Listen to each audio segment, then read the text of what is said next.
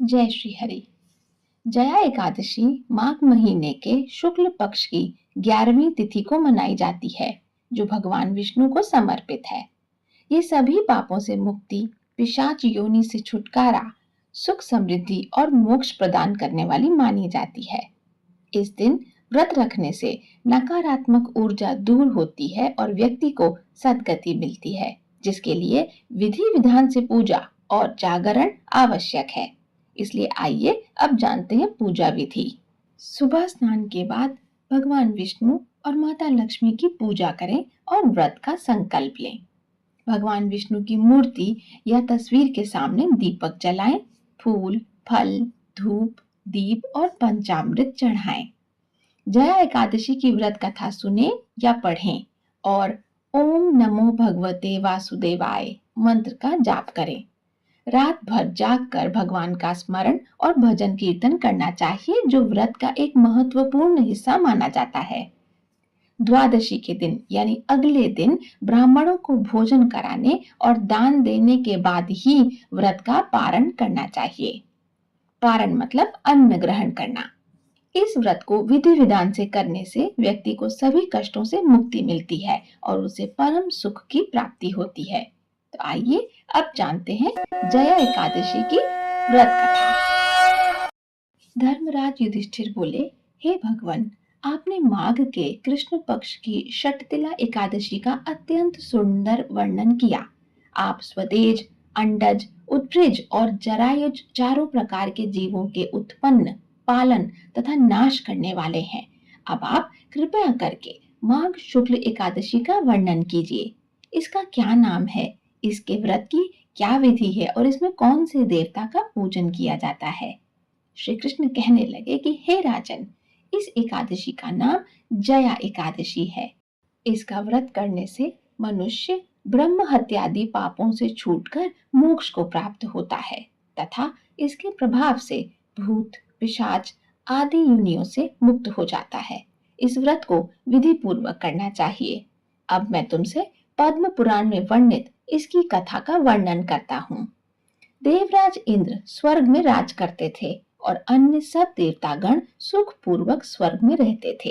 एक समय इंद्र अपनी इच्छा अनुसार नंदन वन में अप्सराओं के साथ विहार कर रहे थे और गंधर्व गान कर रहे थे। उन गंधर्वों में प्रसिद्ध पुष्पदंत तथा उनकी कन्या पुष्पवती और चित्रसेन के साथ उनकी स्त्री मालिनी भी उपस्थित थे।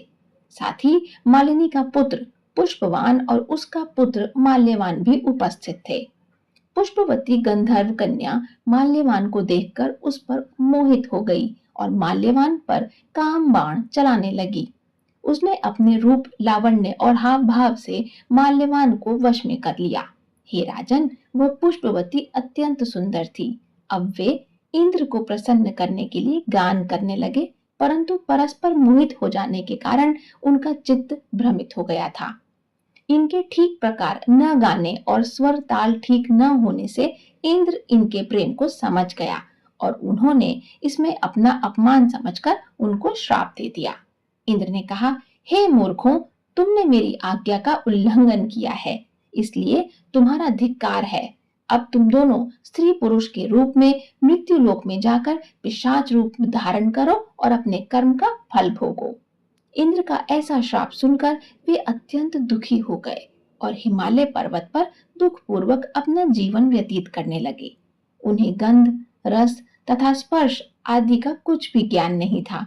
वहां इनको महान दुख मिल रहे थे। उन्हें एक क्षण के लिए भी निद्रा नहीं आती थी। उस जगह अत्यंत शीत था। इससे उनके रोंगटे खड़े रहते और शीत के मारे दांत बजते रहते। एक दिन पिशाच ने अपनी स्त्री से कहा कि पिछले जन्म में हमने ऐसे कौन से पाप किए थे जिससे हमको ये दुखदायी पिशाच योनि प्राप्त हुई। इस पिशाच योनि से तो नरक के दुख सहना उत्तम होगा, अतः हमें किसी प्रकार का पाप नहीं करना चाहिए। इस प्रकार विचार करते हुए वे अपने दिन व्यतीत कर रहे थे। दैवीय योग से तभी माघ मास में शुक्ल पक्ष की जया नामक एकादशी आई। उस दिन उन्होंने कुछ भी भोजन नहीं किया और न कोई पाप कर्म ही किया। केवल फल फूल खाकर ही दिन व्यतीत किया और सायंकाल के समय महान दुख से पीपल के वृक्ष के नीचे बैठ गए। उस समय सूर्य भगवान अस्त हो रहे थे। उस रात को अत्यंत ठंड थी। इस कारण वे दोनों शीत के मारे अति दुखित होकर मृतक के समान आपस में चिपटे हुए पड़े रहे। उस रात्रि को उनको निद्रा भी नहीं आई। हे राजन, जया एकादशी के उपवास और रात्रि के जागरण से दोनों दूसरे दिन प्रभात होते ही उनकी पिशाच योनि छूट गई। अत्यंत सुंदर गंधर्व और अप्सरा की देह धारण कर सुंदर वस्त्राभूषणों से अलंकृत होकर उन्होंने स्वर्गलोक की ओर प्रस्थान किया। उस समय आकाश में देवता उनकी स्तुति करते हुए पुष्प वर्षा करने लगे। स्वर्गलोक में जाकर इन दोनों ने देवराज इंद्र को प्रणाम किया। इंद्र इनको पहले के रूप में देखकर अत्यंत आश्चर्यचकित हुए और पूछने लगे कि तुमने अपने पिशाच योनि से किस तरह छुटकारा पाया, सो सब बतलाओ। माल्यवान बोले कि हे देवेंद्र, भगवान विष्णु की कृपा और जया एकादशी के व्रत के प्रभाव से ही हमारी पिशाच देह छूटी है। तब इंद्र बोले कि हे माल्यवान, भगवान की कृपा और एकादशी का व्रत करने से न केवल तुम्हारी पिशाच योनि छूट गई, वरन हम लोगों के भी वंदनीय हो गए हो, क्योंकि विष्णु और शिव के भक्त हम लोगों के वंदनीय हैं। अतः आप धन्य हैं। अब आप पुष्पवती के साथ जाकर विहार करो। श्री कृष्ण कहने लगे कि हे राजा युधिष्ठिर, इस जया एकादशी के व्रत से बुरी योनि छूट जाती है। जिस मनुष्य ने इस एकादशी का व्रत कर लिया है, उसने मानो सब यज्ञ, जप, दान आदि कर लिए। जो मनुष्य जया एकादशी का व्रत करते हैं, वे अवश्य ही 1000 वर्ष तक स्वर्ग में वास करते हैं। प्रेम से बोलिए भगवान विष्णु की जय। तो ये थी जया एकादशी की पौराणिक व्रत कथा।